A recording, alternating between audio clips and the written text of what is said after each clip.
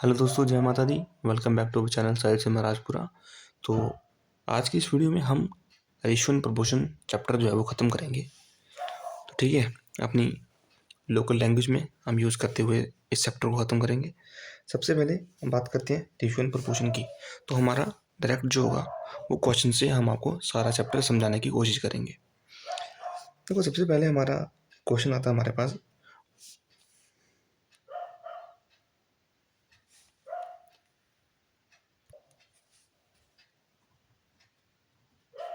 What is the ratio of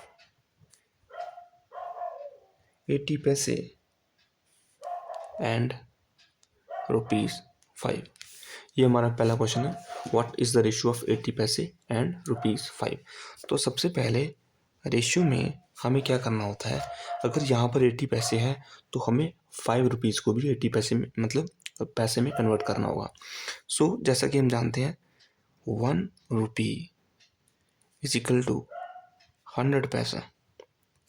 तो ₹5 किसके equal हो जाएंगे, इज इक्वल टू 500 पैसे।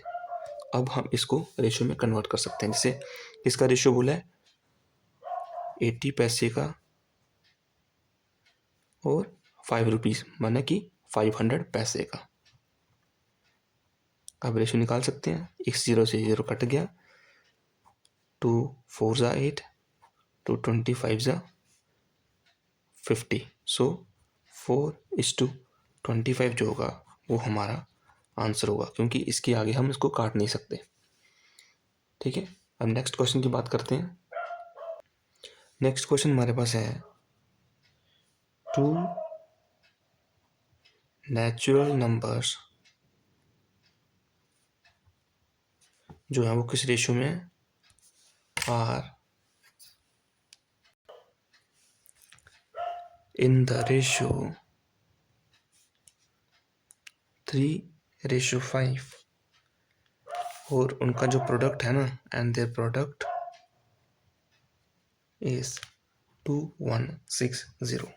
तो हमें क्या फाइंड करना है, स्मॉलर नंबर क्या होगा।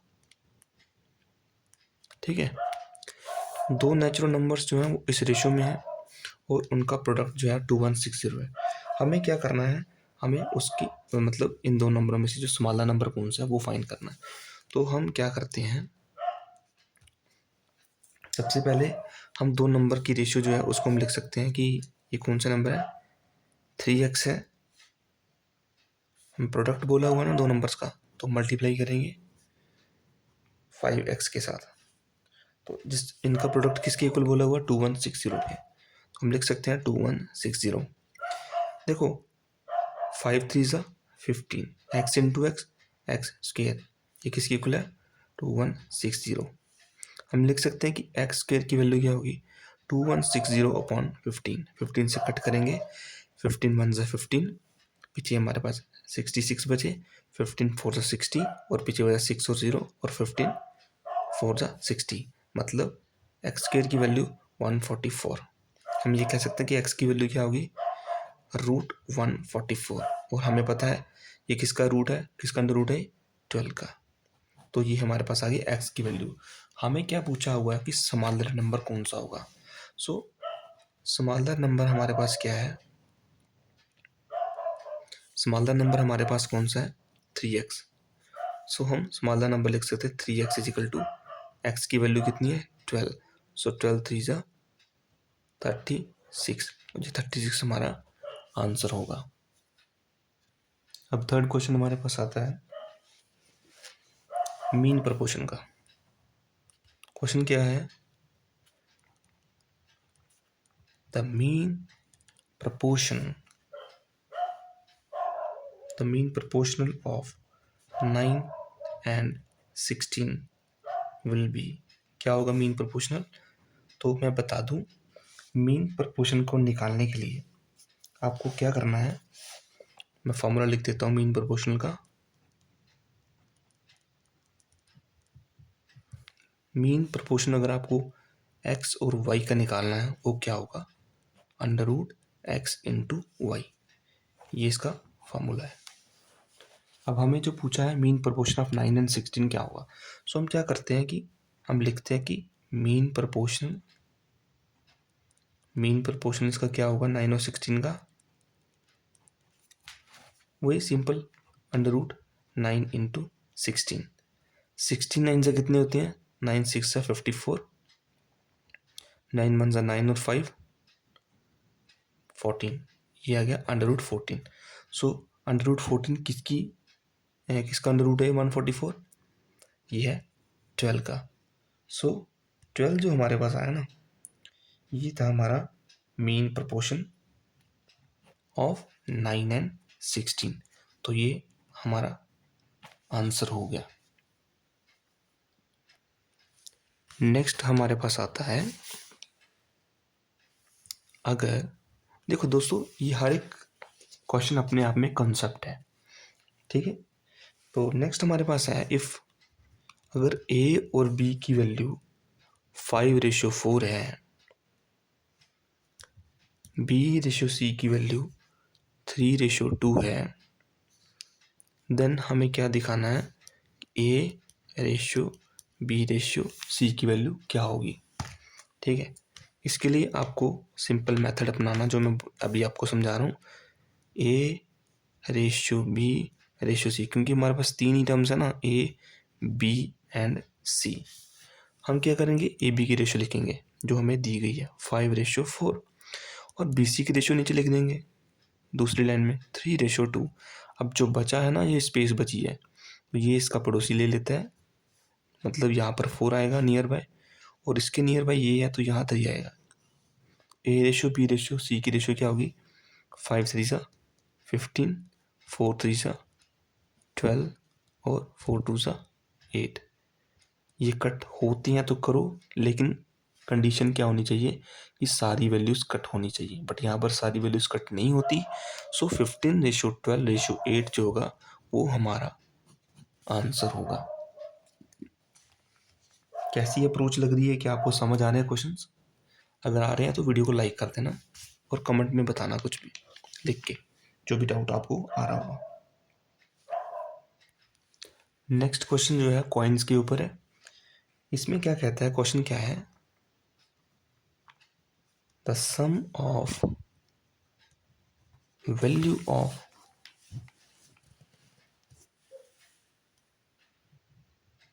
कॉइन्स ऑफ, कौन कौन से कॉइन है हमारे पास, 1 रुपये का कॉइन है, 50 पैसे का कॉइन है एंड 25 पैसे का कॉइन है, और इन सब की वैल्यू का जो सम है, मतलब इन सबको जोड़ के हमारे पास 210 रुपये बनते हैं। और ये जो कॉइन्स जो है वो किस रेशियो में है, they coins are in the ratio 5:6:8 respectively. हमें क्या दिखाना है, number of coin, then the number of coins of, 1 रुपये के कॉइन जो होंगे वो कितने होंगे, ये हमें बताना है। तो इसके लिए देखो हमें फाइंड क्या करना है, नंबर ऑफ कॉइन्स। तो हम कह सकते हैं ये ₹1 वाले कॉइन, ये 50 पैसे वाले कॉइन, ये 25 पैसे वाले कॉइन। हमें पता है 50 पैसे को क्या लिख सकते हैं, ₹1/2, क्योंकि 2 कॉइन्स 50 पैसे के होंगे तो 1 रुपये बनता है। वैसे 25 पैसे के अगर 4 कॉइन्स होंगे तो हमारे पास 1 रुपया बनता है, 1/4 लिख सकते हैं, ठीक है। यहाँ तो एक ही कॉइन चाहिए ₹1 का। हम क्या करते हैं,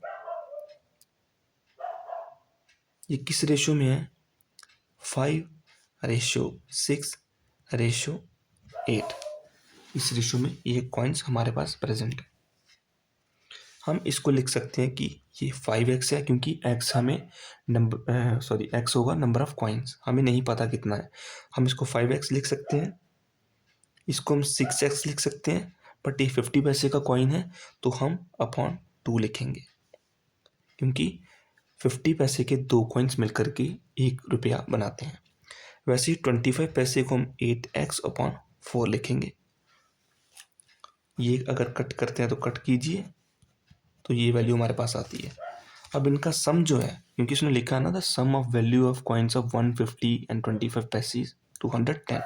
सो क्या बचा हमारे पास 5x प्लस यहाँ से बचा हमारे पास 3x और यहाँ से बचा 2x। इन सब की वैल्यू कितनी है? ₹210। 5 और 3 8 और 2 10। 10x की वैल्यू ₹210। तो x की वैल्यू कितनी होगी? 21। x की वैल्यू 21 है। और हमें क्या फाइंड करना है? हमें फाइंड करना है नंबर ऑफ कॉइन्स ऑफ ₹1, जो कि 5x हमने लिए थे। So the number of coins of ₹1, जो हमारी वैल्यू क्या थी? 5x थी, ₹1 वाले कॉइन की। अब 5x को हम क्या लिख सकते हैं?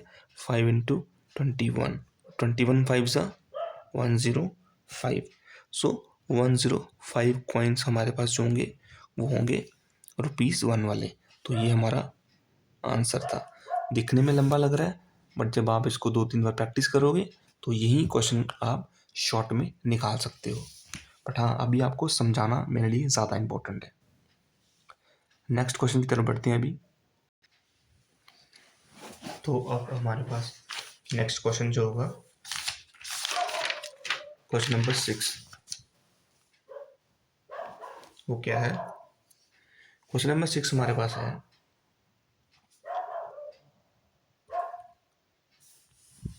द रेशो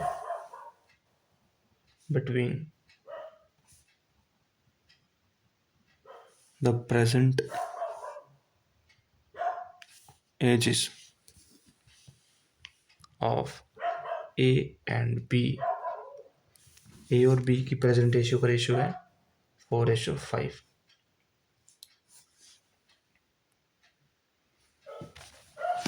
जो ए और बी की प्रेजेंट रेशियो का रेशियो है वो 4:5 है। अब कहता है कि if the ratio between their edges 4 years, hence becomes 14:17, then what is B's present age? ठीक है, ए और बी की जो प्रेजेंट एजेस का रेशियो है वो 4:5 है। अगर रेशियो बिटवीन देयर एजेस 4 साल बाद 14:17 बन जाता है, then present age of B क्या होगी? ठीक है दोस्तों, क्वेश्चन समझ आ गया आपको? इसके लिए हमें क्या करना है? सबसे पहले हम क्या करते हैं, हम देखते हैं कि प्रेजेंट एज ऑफ ए, अगर हम प्रेजेंट एज ऑफ ए को लेते हैं 4x and present age of B इसको लेते हैं 5x, क्योंकि हमें क्वेश्चन में दिया गया है। फिर उसके बाद उसने कहा कि 4 साल के बाद, आफ्टर 4 years, इसकी क्या एज बन जाएगी? ए की एज जो होगी वो होगी 4x + 4 और बी की जो एज होगी वो होगी 5x + 4। 4x + 4 अपॉन 5x + 4 मतलब इनकी रेशियो है, इसकी वैल्यू उसने दी है 14:17। ठीक है, अब हम क्या करेंगे? क्रॉस मल्टीप्लिकेशन करेंगे, इसको इसके साथ और इसको इसके साथ। ठीक है,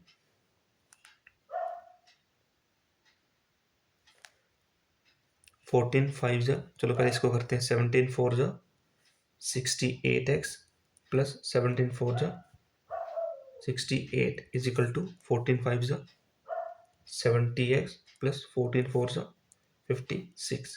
ठीक है, ये वैल्यू यहाँ भेजेंगे तो ये कितनी बन जाएगी? 70 माइनस 68x, तो ये बनता है 2x इज इक्वल टू, और 56 को यहाँ भेजेंगे तो 68 माइनस 56 कितना बचता है? 12। x की वैल्यू क्या होगी? 12/2 that is x is equal to 6। हमें क्या फाइंड करना है, व्हाट इज बी's प्रेजेंटेज। तो b की प्रेजेंटेज जो 5x है, b की जो प्रेजेंट एज है वो है 5x। इसको हम लिख सकते हैं 5 × 6 दैट इज 30 ईयर्स। तो ये हो गया हमारा आंसर। ठीक है, तो ये थे हमारे रेशियो प्रपोर्शन के मेन कॉन्सेप्ट। बाकी के कोई कॉन्सेप्ट्स हम आपको प्रैक्टिस एक्सरसाइज के थ्रू करवाएंगे। ठीक है, हमारे पास जो प्रैक्टिस एक्सरसाइज के क्वेश्चन है अब उसके थ्रू हम आपको ये करवाएंगे प्रैक्टिस क्वेश्चंस। तो आप रेडी हैं प्रैक्टिस के लिए? ठीक है, तो प्रैक्टिस सेशन में हमारा पहला क्वेश्चन आता है, the ratio of 40 metre and 2 kilometre is. तो वही बात आ गई हमारे पास, 2 किलोमीटर में कितने मीटर होते हैं, 2000 मीटर। अब थोड़ा ट्रिकी वे से निकालेंगे, शॉर्टकट मेथड से। 40 मीटर और 2 किलोमीटर की रेशियो 40:200, ये कट हो गया और 4 5 सा 20, 1:50 जो है वो हमारा आंसर होगा। ठीक है, नेक्स्ट क्वेश्चन हमारे पास question number second, if x/y is equal to 3:1 then the ratio of x cube minus y cube ratio x cube plus y cube is। ठीक है, ये हमें रेशियो बतानी है। एक्स वाई की रेशियो कितनी है, हम इसको इस तरीके से भी लिख सकते हैं कि x/y इज इक्वल टू 3/1। यहाँ से हमें क्या पता लगता है कि x की वैल्यू क्या है 3 और y की वैल्यू क्या है 1। अब हमें क्या निकालना है, x³ minus y³ upon x³ plus y³। कोई फॉर्मूला नहीं लगाएंगे हम, आपको सिंपल तरीके से समझाते हैं। जब भी आपको ये ऐसी वाली इक्वेशन बन जाए और x और y की वैल्यू दी हो, सिंपली आपको x की जगह 3 पुट करना है, क्योंकि यहाँ पे 3 की वैल्यू ना, 3 का क्यूब माइनस y की वैल्यू क्या है 1, 1 का क्यूब अपॉन 3 का क्यूब प्लस 1 का क्यूब। हमें पता 3 का क्यूब होता है 3 3 9, 9 3 27, 27 माइनस 1 अपॉन 27 प्लस 1, तो ये कितना हो गया 26 अपॉन 28। कट होता है 13 से, ये 14 से, सो 13:14 जो होगा वो हमारा आंसर होगा। ठीक है, समझ आई? नेक्स्ट क्वेश्चन हम करते हैं अभी थर्ड वाला। कहता है if 2 numbers are in the ratio of 5:8 and if 9 be added to each, तो रेशियो क्या बन जाती है, रेशियो बन जाती है 8:11। अब जो लोअर नंबर होगा वो क्या होगा, इसको मैं आपको एक शॉर्टकट मेथड से समझाने की कोशिश करूंगा। देखो 5:8 लिखोगे आप, 2 नंबर्स हैं इस रेशियो में, अगर हम इनमें +9 करते हैं तो यहाँ पे +9 होगा, तो रेशियो क्या बनती है 8:11। आपको देखना है इसमें कितने का गैप है, 3 का गैप, इसमें कितने का गैप है 3 का गैप, मतलब गैप सेम है। वहीं यहाँ से यहाँ आने पर आपको कितने प्लस करने पड़े, 3 का गैप, यहाँ से यहाँ 3 का गैप, मतलब गैप सेम है। तो हम लिख सकते हैं कि ये जो +3 है ना, इसकी वैल्यू कितनी है 9, क्योंकि 9 ऐड उसने बोला हुआ है। ठीक है, तो 1 यूनिट की वैल्यू होगी 3। अगर 1 यूनिट की वैल्यू 3 है तो लोअर नंबर क्या होगा, लोअर नंबर क्या है हमारे पास 5, ठीक है।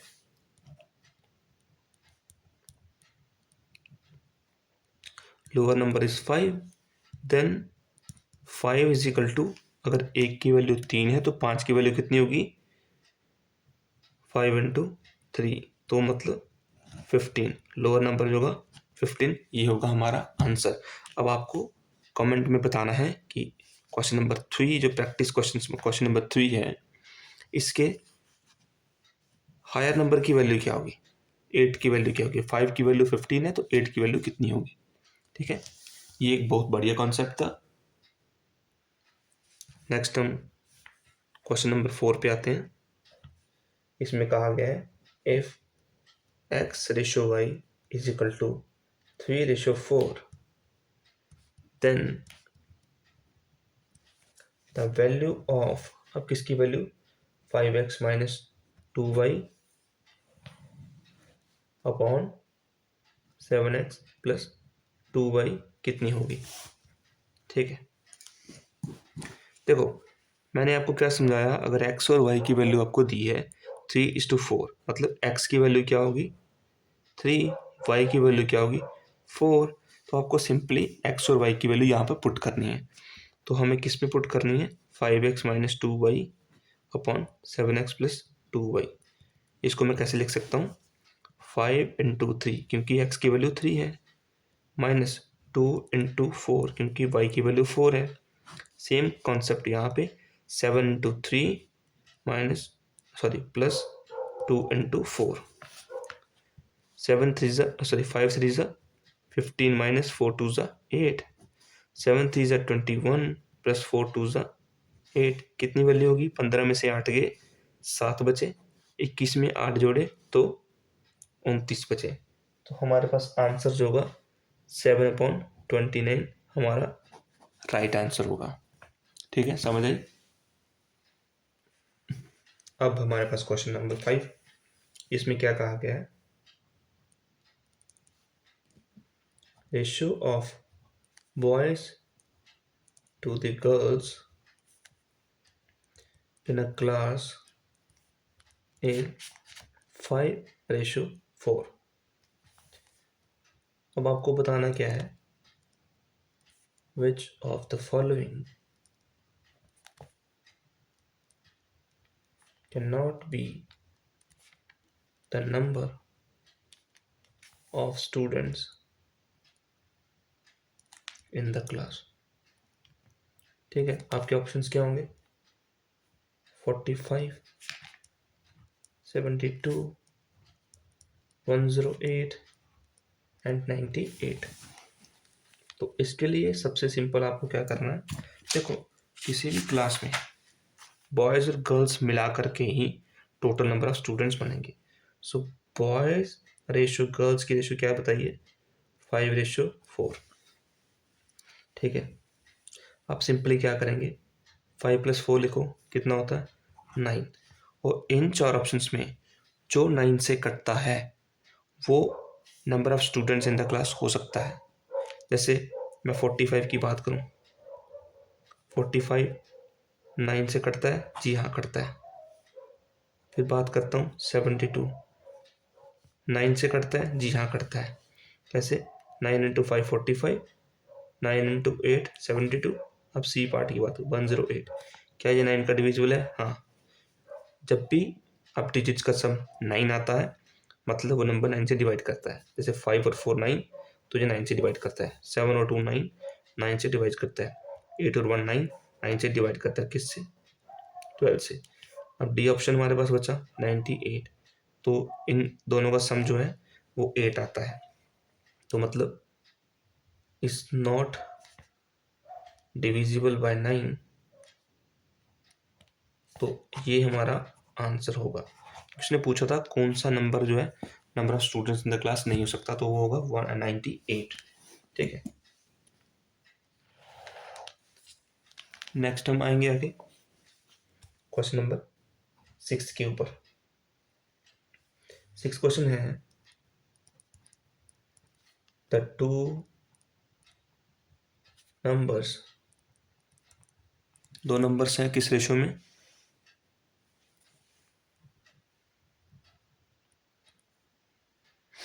The two numbers are in the ratio 2:3, and their product is 96. Then हमें क्या निकालना है? The sum of the numbers का सम क्या होगा वो निकालना है। तो सिंपली मैंने आपको पहले भी समझाया वो ये वाले क्वेश्चंस में, पीछे आप वीडियो को पीछे करके देख सकते हो, स्टार्टिंग में यही समझाया था। दो नंबर्स की रेशियो 2:3 है। हम कह सकते हैं वो दो नंबर्स कौन से हैं? 2x and 3x। इनका प्रोडक्ट 96 है, मतलब 2x को 3x से मल्टीप्लाई करोगे तो 96 आएगा। 2 3 जा 6, x into x, x square, 6x square की वैल्यू 96, 6 1 जा 6 और 6 6 जा 36, मतलब एक्स स्केयर की वैल्यू 16। तो एक्स की वैल्यू क्या होगी? √16। √16 किसका है? 4 का। एक्स की वैल्यू आ गई 4। हमें क्या निकालना है? Sum of the number. So sum of the numbers क्या होगा? मतलब 2x + 3x, 2 और 3 5x। सो 5 इंटू 4 करेंगे क्योंकि x की वैल्यू हमारे पास 4 है। सो आएगा 20 और ये होगा हमारा राइट आंसर। ठीक है, समझ आ रही क्वेश्चंस की? नेक्स्ट हम क्वेश्चन नंबर 7 की तरफ आते हैं।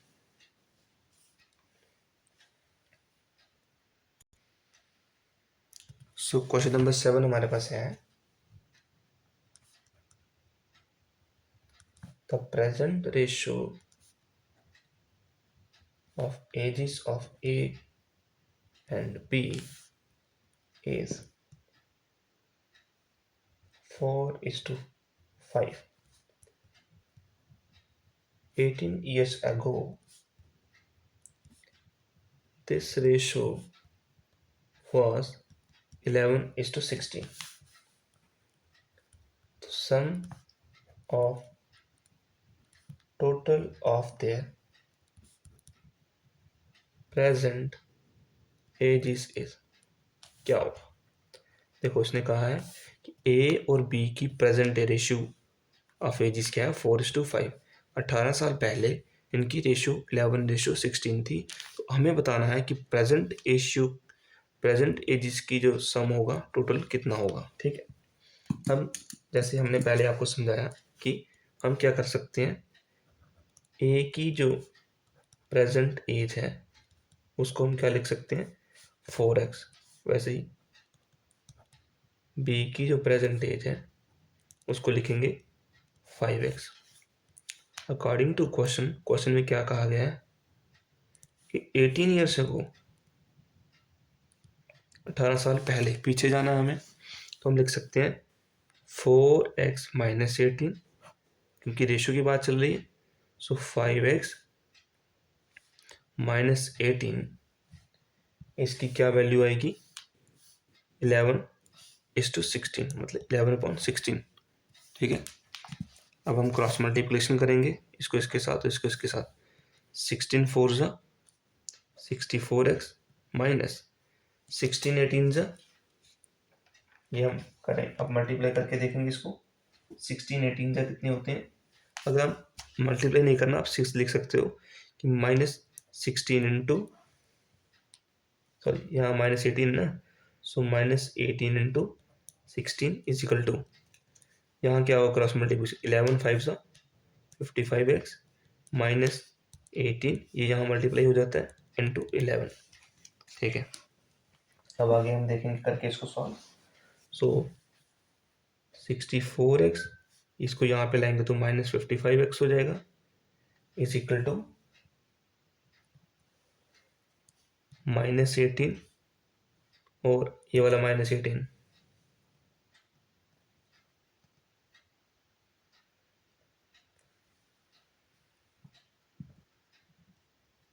यहाँ पे प्लस का हो जाएगा इंटू 11 और इंटू, सॉरी 11x इंटू, ये एक टर्म है और ये एक टर्म है। ठीक है, सिंपली मैं इसको लिखूंगा -18 इंटू 11 प्लस 18 इंटू 16। ठीक है, यहाँ से कितना बचा 9x। इसको हम लिख सकते हैं कि 18 जो है वो कॉमन है, पीछे बचा हमारे पास बड़ा साइन 16 माइनस 11। ठीक है, अब यहाँ से हम देख सकते हैं 9x की वैल्यू कितनी है 18 और 16 में से 11 गए 5। ठीक है, 9x की वैल्यू 8 5 से 40 और 90। सो x की वैल्यू हमारे पास कितनी आई 10। यहाँ तक समझ आई?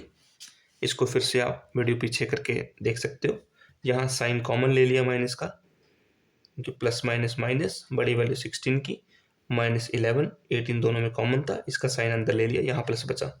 x की वैल्यू 10 आती है। अब हमें पूछा है the sum of total of the percentages कितना होगा। So sum of the total of their present edges.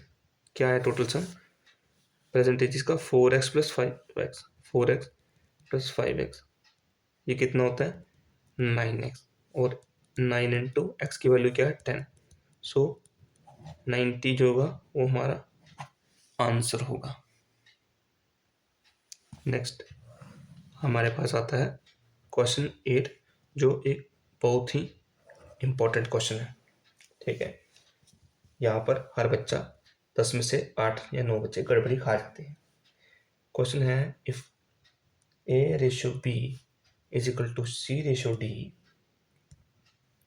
Then हमें निकालना है the value of A square plus B square upon C square plus D square क्या होगी। ये दिखने में आसान है, बट जब आप एक्चुअली इसको सॉल्व करने बैठोगे तब आपको लगेगा नहीं भाई ये अच्छे लेवल का क्वेश्चन है। ठीक है, सबसे पहले मैं आपको सिंपल मेथड से बताता हूँ कैसे निकालना है। इसमें आपको क्या करना है, हम लेट करते हैं A अपॉन B किसकी इक्वल है C अपॉन D, और हम इसकी वैल्यू को लेट करते हैं कि ये है K की इक्वल। तो हम लिख सकते हैं ना कि A upon B is equal to K, C upon D is also is equal to K। So A की वैल्यू क्या होगी BK, या K भी लिख सकते हो। सिमिलरली वैसे C की वैल्यू क्या होगी DK। ठीक है, अब हमें क्या पूछा है A square plus B square upon C square plus D square, इसकी वैल्यू क्या होगी। A की वैल्यू क्या है BK और plus B square upon C की वैल्यू क्या है C की वैल्यू DK, क्योंकि स्क्वेयर में लिखा हुआ ना,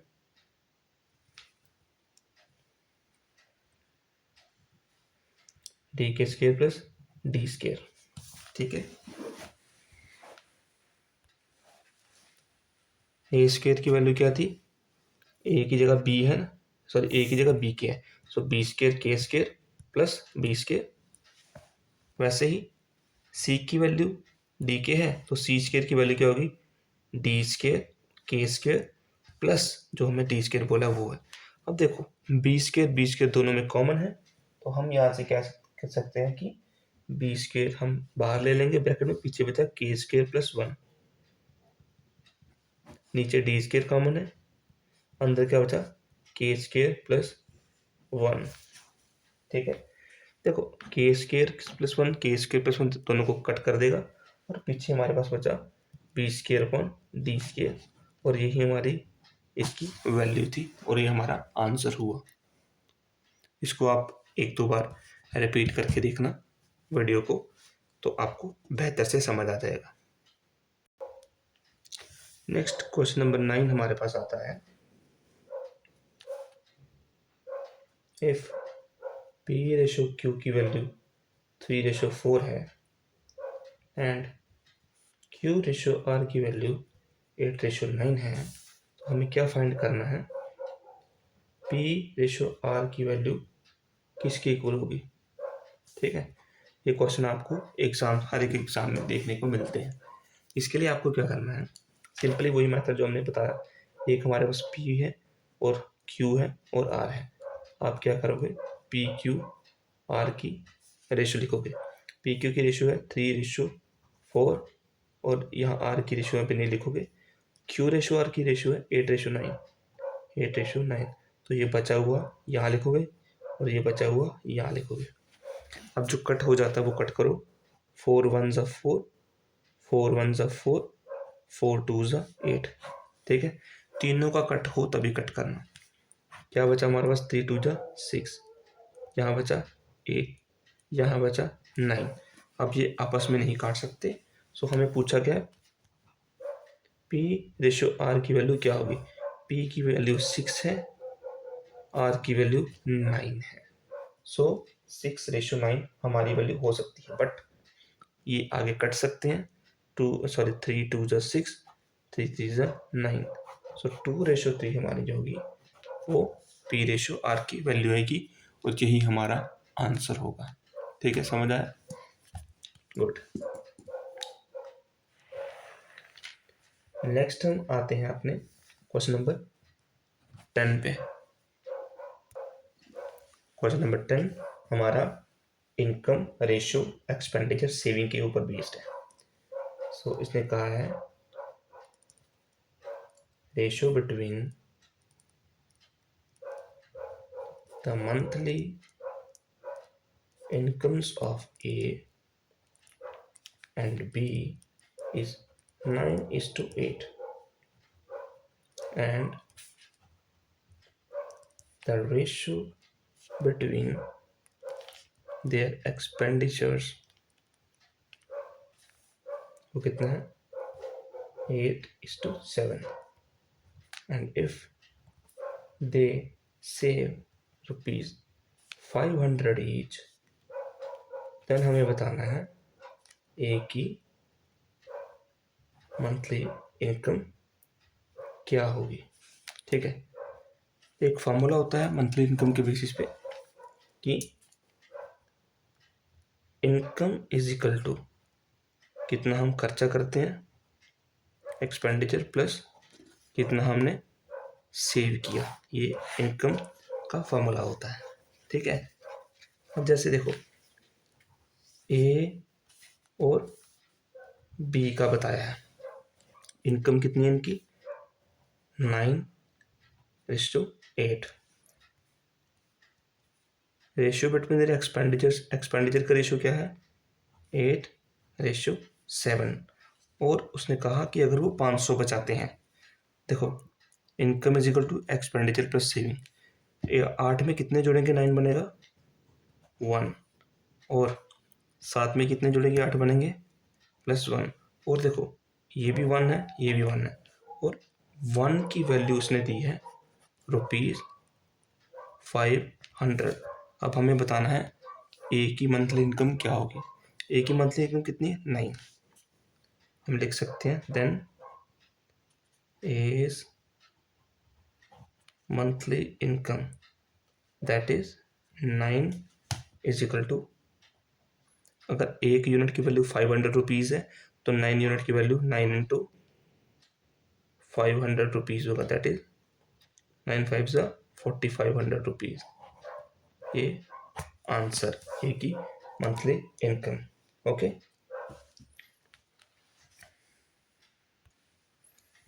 next question, question number 11। Question number 11 क्या है हमारे पास, the value of dash in 2 dash proportion dash ratio 32 is. ये एक अच्छा क्वेश्चन है। कहते हैं ये जो क्वेश्चन मार्क है यहाँ पर क्या आएगा और यहाँ पर क्या नहीं आएगा, मतलब इन पर कौन सी वैल्यू लगा करके हमें इसी क्वेश्चन मार्क की वैल्यू निकालनी है। सो ये प्रपोर्शन का क्वेश्चन है, रेशियो प्रपोर्शन का। हम इसके लिए हमें पता होना चाहिए A/B इज इक्वल टू, क्योंकि ये दोनों चीज़ें सेम है तो हम इसको लिखेंगे B/C। ये फॉर्मूला यूज़ करेंगे यहाँ पे। ए की वैल्यू कितनी है 2 अपॉन, इसकी जगह हम क्या लिख सकते हैं question mark, ratio proportion is equal to, ये क्या है, question mark upon 32, cross multiply करेंगे, ये क्या बनता है, 64 is equal to question mark का स्क्वायर। ठीक है, ये क्वेश्चन मार्क की वैल्यू कितनी होगी, √64, ये किसका रूट है, 8 का, तो 8 ही हमारा आंसर होगा। मतलब इसकी जगह पे 8 लिखेंगे तो हमारी ये पूरा प्रोपोर्शन कंप्लीट हो जाएगा और हमारी जो वैल्यू आई है इस क्वेश्चन मार्क की वो है 8। ठीक है, बहुत ही प्यारे कॉन्सेप्ट वाले क्वेश्चन हमारे पास आए अभी।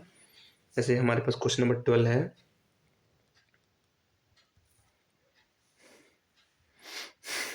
Third proportional of 10 and 30 is, 10 and 30 का थर्ड प्रोपोर्शन क्या होगा। तो मैं थर्ड प्रोपोर्शन का फॉर्मूला आपको बताता हूँ। थर्ड प्रोपोर्शन का फॉर्मूला देखो, ए बी और सी, तीन प्रोपोर्शन हमारे पास बनते हैं। सो हम थर्ड प्रोपोर्शन का फॉर्मूला लिखते हैं, C is equal to √a into B. ठीक है, सॉल्व करेंगे क्वेश्चन को। सी की वैल्यू हमें निकालनी है, √ab क्या हमारे पास 10 इंटू 30। ठीक है, 10 इंटू 30 क्या हमारी वैल्यू निकलेगी इस मेथड से,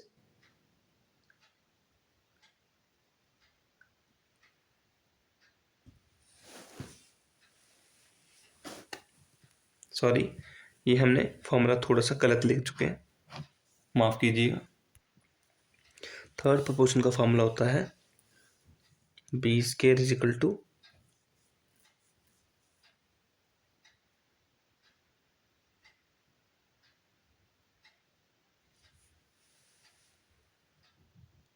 B square is equal to A सी।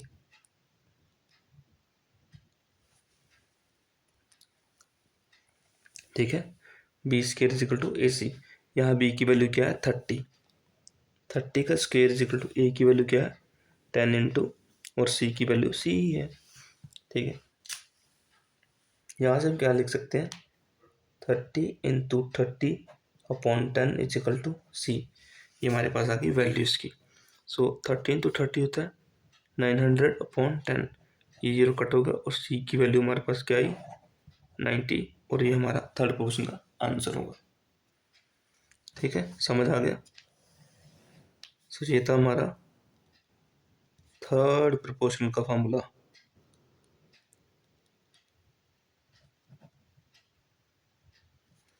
इसी के साथ क्वेश्चन नंबर 13 में क्या करेंगे हम, 13 में पूछा गया है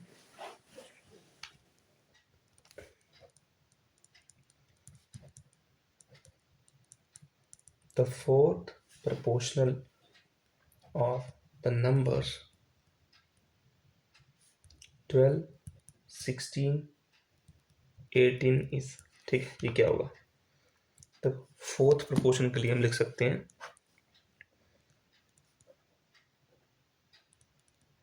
जैसे मैं बताया कि a upon B is equal to C upon D, ये चार प्रोपोर्शन होते हैं। हमें डी की वैल्यू निकालनी है, हम लिख सकते हैं ना A D is equal to B C, cross multiply करके डी की वैल्यू निकालनी है, D is equal to B C upon A, ये हमारा बन गया फॉर्मूला। पुट करेंगे वैल्यूज़ को, ये हमारे पास ए है, ये बी है और ये सी। हमें फोर्थ प्रोपोर्शन निकालना है, that is D. D is equal to B C, B C क्या है 16 इंटू 18 अपॉन ए की वैल्यू 12। करें अभी, 6 2 जा 12, 6 3 जा 18 और 2 8 जा 16। डी की वैल्यू आती है 8 3 जा 24, और ये होगा हमारा आंसर। समझ आई। नेक्स्ट क्वेश्चन नंबर 14 हमारे पास आता है, if 182 is divided in the ratio 3:5:4:1, then the lowest part is, ठीक है, लोएस्ट पार्ट निकालना हमें। इसके लिए सबसे बढ़िया आपको मैं बताता हूँ, आप इन सबको प्लस कर दो।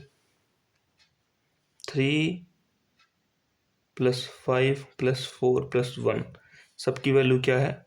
182। देखो 5 और 3 8, 4 12 रख देना। 13 की वैल्यू 182 है, तो 1 की वैल्यू कितनी होगी? 13 1 ज़ा 13, 13 4 ज़ा 52, मतलब 14। एक यूनिट की वैल्यू क्या होगी? 14। और हमें पूछा लोएस्ट पार्ट क्या होगा? लोएस्ट पार्ट यहाँ पर एक है, 1। सो 1 की वैल्यू क्या है? 14। सो 14 हमारा जो होगा करेक्ट आंसर होगा। बस इतना सा था। Next question number 15। Question number 15 हमारे पास क्या है? If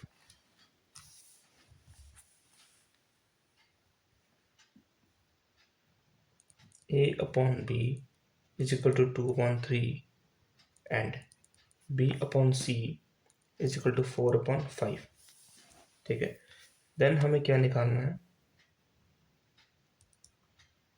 then A + B ratio B + C की वैल्यू क्या होगी? मैंने आपको समझाया, इस तरीके से अगर कुछ भी लिखा हुआ दिखाई देता है तो हमें ये देखना है कि A की वैल्यू 2 है, B की वैल्यू 3, यहाँ B की वैल्यू 4, C की वैल्यू 5। तो हमें क्या करना है? A/B/C लिखना है। A और B की रेशो क्या है? 2/3। तो ये यहाँ पर भी वैल्यू ऑक्यूपाई कर लेगा। वैसे B/3 की C की वैल्यू क्या है? 4/5, 4/5, तो ये यहाँ पर अपनी वैल्यू ले आएगा 4। अब आपको ABC की वैल्यू मिल जाएगी। 4 2 ज़ा 8, 4 3 ज़ा 12, 5 3 ज़ा 15। आपस में नहीं काटते किसी को भी, तो ये हमारी आएगी A, B और C की वैल्यू। अब हमें क्या निकालना है? A+B/B+C की वैल्यू क्या होगी? A की वैल्यू 8 है, B की वैल्यू 12 है, B की वैल्यू 12 है प्लस C की वैल्यू 15 है। 12 और 8 20 और 12 और 15 27। सो 20/27, या हम इसको कह सकते हैं 20/27 हमारा राइट आंसर होगा, ठीक है।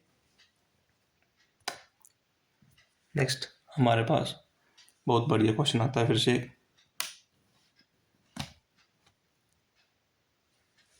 क्वेश्चन कुछ इस प्रकार है, क्वेश्चन नंबर 16, थोड़ा सा हाई लेवल पे। If A/B is equal to 3/4, B/C is equal to 5/6 and C/D is equal to 7/8, then हमें क्या फाइंड करना है? A/B/C/D की वैल्यू क्या होगी, ठीक है। घबराने वाली कोई बात नहीं, जैसे आपको सिखाया है वैसे आपको सॉल्व करना है। सो A/B/C/D, हमारे पास 4 ही चीज़ें हैं ना, A, B, C और D। A/B की वैल्यू 3/4, B/C की वैल्यू 5/6, C/D की वैल्यू 7/8। तो बची हुई जगह इसकी और इसकी, यहाँ पर आएगा 5, यहाँ पर आएगा 6, यहाँ पर आएगा 7 और यहाँ बचा हुआ भी 7। अब जो हमारे पास रेशियो आएगी A/B/C/D की, ठीक है। कुछ कॉमन है इन सब में, 7 7 7, इसमें 7 नहीं है, कॉमन नहीं है। सो देखो 5 7 ज़ा 35, 35 3 ज़ा 105, ठीक है। वैसे 5 4 ज़ा 20, 27 ज़ा 140। वैसे देखो 7 6 ज़ा 42, 42 4 ज़ा 168। वैसे ही 8 6 ज़ा 48, 48 4 जा 192। सो ABCD, अब इसमें कट कुछ नहीं होगा, पूरा 105, 140, 168, 192, ये हमारा आंसर होगा। ठीक है, आगे समझ, क्वेश्चन की समझ आ रही है? लाइक करते रहें, हालांकि एक चैनल से एक ही लाइक होगा। Question number 17। नेक्स्ट क्वेश्चन हमारे पास क्या है? नेक्स्ट क्वेश्चन हमारे पास है फिर इनकम सैलरी के बेसिस पे। ये क्वेश्चन अच्छा है। इसमें लिखा है the monthly salary of ABC, ये किस रेशो में है? Are in the ratio 2:3:5। अगर सी की मंथली सैलरी जो है वो 1200 ज़्यादा है, किससे? मोर देन दैट ऑफ ए से 1200 ज़्यादा है, देन बी की एनुअल सैलरी क्या होगी? चलिए मिस्टेक नहीं करनी, यहाँ पे एनुअल सैलरी पूछा गया। ठीक है,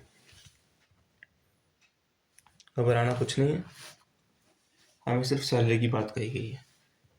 ए, बी और सी की सैलरी कौन सी रेशो में? 2:3:5। अब उसने कहा है कि सी की सैलरी 1200 ज़्यादा है, किससे? ए से। मतलब सी और ए का डिफरेंस कितना है? 5 - 3 जो है वो 2 है। ठीक है, मैं लिख सकता हूँ 5x - 3x की वैल्यू 2x, और इस 2x की वैल्यू को क्या दिया हुआ है? 1200। तो x की वैल्यू कितनी होगी?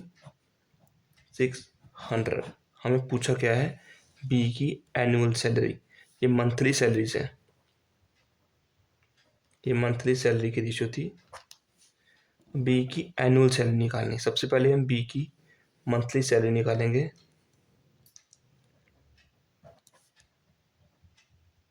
वो कितनी है? 3x, 3 × 600, ये कितना बनता है? 1800। ये आ गई मंथली सैलरी। बट हमें क्या पूछा है?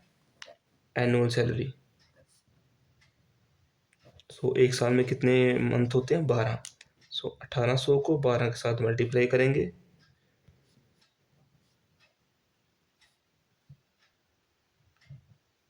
तो 21,600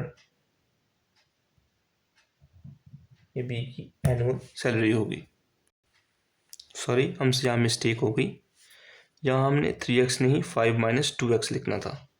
ठीक है, ये मैं अब स्किप करता हूँ थोड़ा सा, अगेन आपको समझाता हूँ। लाइक क्वेश्चन गलत नहीं हुआ, बट हमने वैल्यू गलत ले ली थी यहाँ पे, आई एम सॉरी।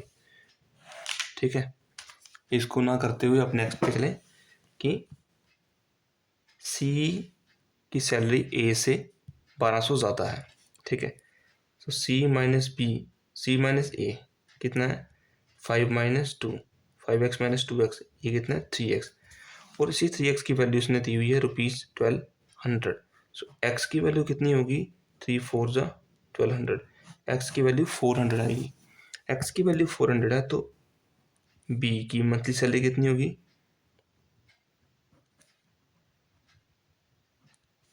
3x दिखाई है ना, सो 3 × 400, बी की मंथली सैलरी 1200। बट हमें पूछा क्या है? बी की एनुअल सैलरी। एनुअल सैलरी के लिए हम 12 से मल्टीप्लाई करते हैं, क्योंकि एक साल में 12 महीने होते हैं। सो 1200 उसकी मंथली है, इसको 12 से करेंगे,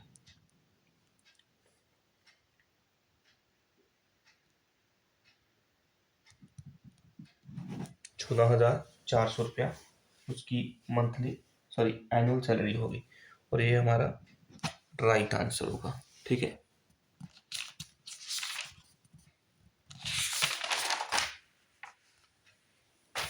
अब हम चलते हैं क्वेश्चन नंबर 18 की तरफ। ठीक है। 18 क्वेश्चन एजेस के ऊपर है। ये कहता है the ratio of ages of two students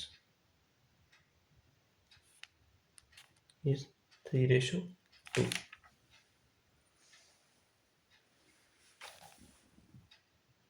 One is older than the other by 5 years. निकालना क्या हमें? What is the age of the younger student? Simple सा क्वेश्चन है, स्टेटमेंट के ऊपर नहीं जाना आपने इतना ज़्यादा। रेशियो दी है दो स्टूडेंट्स की 3:2। अगर एक बड़ा है दूसरे से 5 साल तो छोटे की एज कितनी होगी? देखो 3 - 2 कर दो, कितना था 1। इस 1 यूनिट की वैल्यू कितनी दी है उसने? 5 ईयर्स। हमें यंगर स्टूडेंट की निकालनी है एज। यंगर स्टूडेंट की क्या है? 2 यूनिट है। एक यूनिट की वैल्यू 5 है तो 2 यूनिट की वैल्यू कितनी होगी?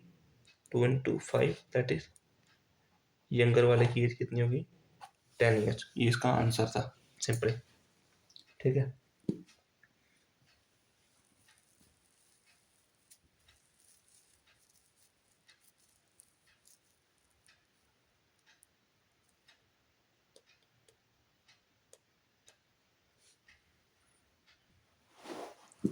नेक्स्ट क्वेश्चन नंबर 19 हमारे पास एजेस का क्वेश्चन है।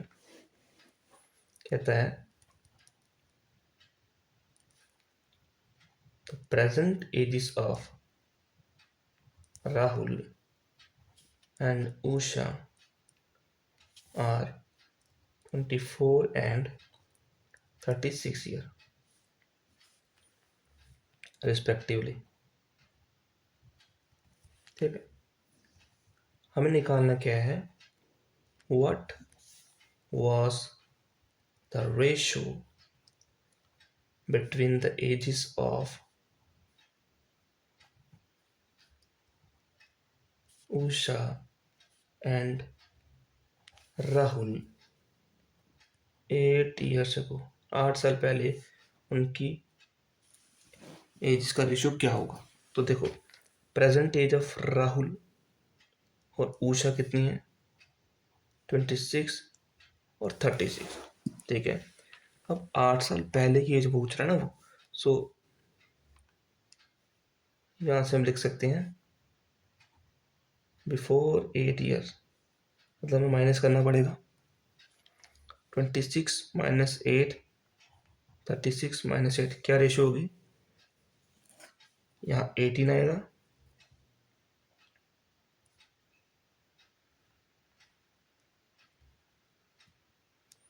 सॉरी यहाँ 24 था।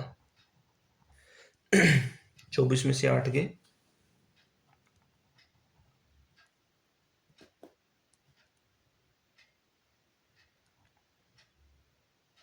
16 आएगा।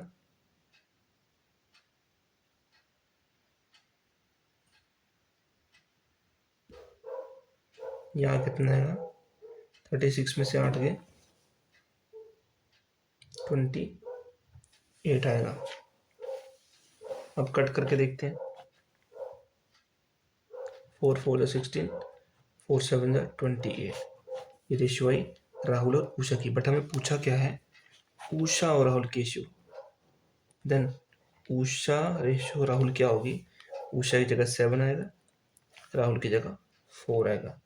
7:4 जो होगा वो हमारा आंसर होगा। समझ आए?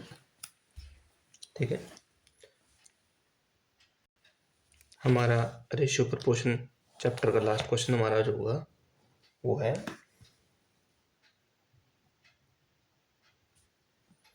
marks of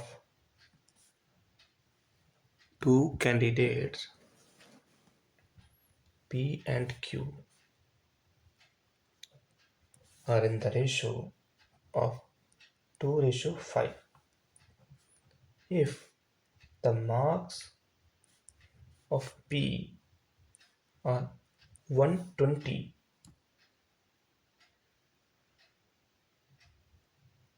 more than the marks of Q are, sorry, if the marks of P are 120, then the marks of Q are कितने होंगे?